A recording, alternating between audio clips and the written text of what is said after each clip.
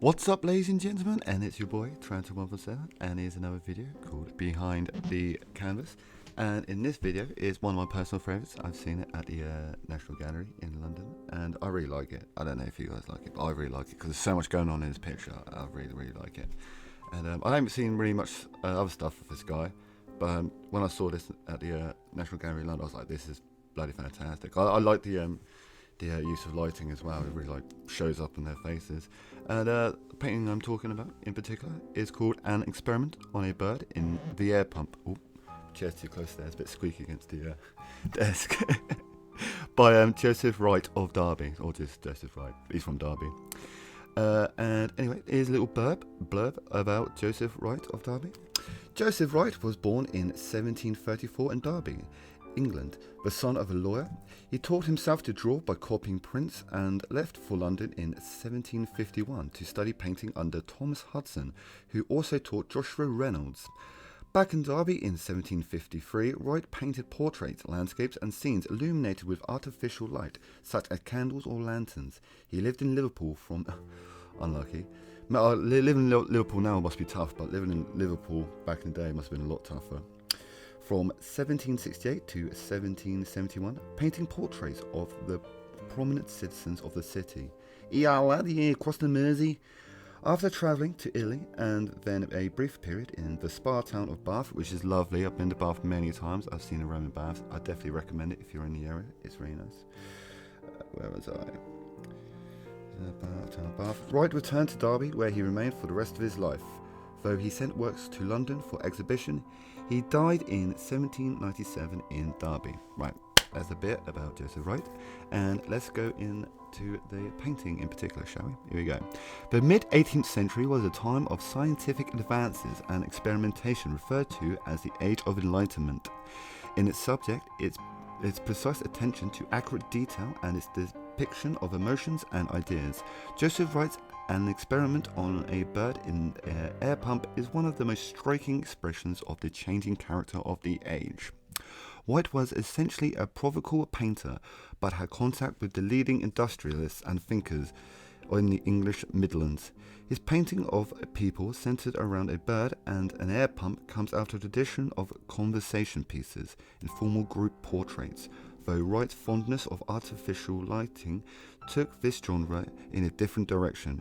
An Experiment on a Bird in the Air Pump depicts a group of adults and children who have gathered to watch a philosopher or travelling scientist demonstrate the use of an air pump to create a vacuum.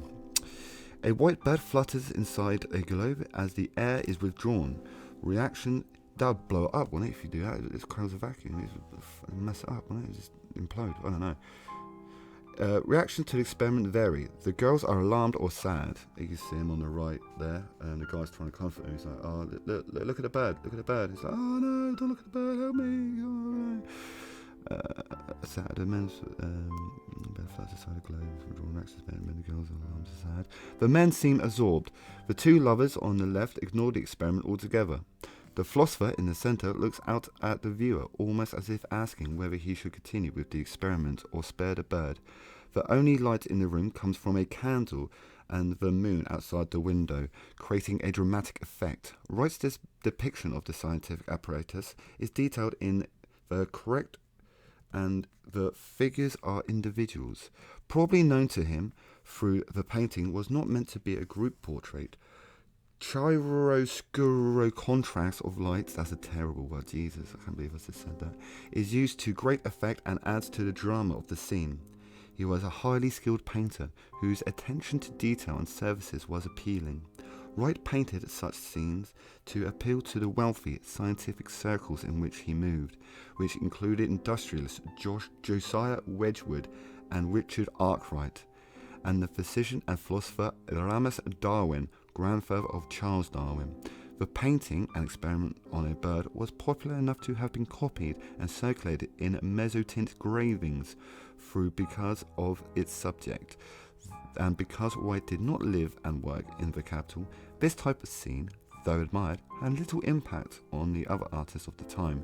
Today, this painting, along with other scenes of scientific pursuits by Wright, are considered classic images of the Age of Enlightenment at the beginning of the Industrial Age.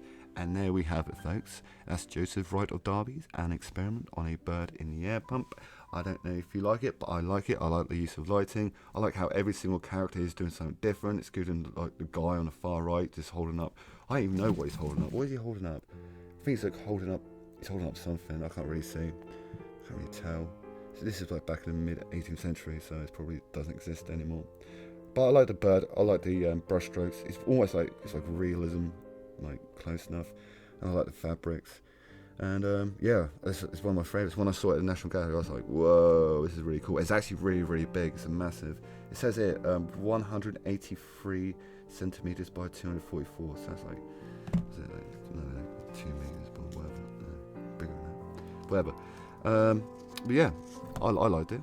So what do you guys think? And if you have any suggestions to any paintings that I should talk about, go ahead, put it in the comments. I know only like 2 or 3 people's going to watch this, but I know I like doing these videos. I like learning how to edit and talking into the microphone. Anyway, thank you very much, and I'll see you again. Goodbye.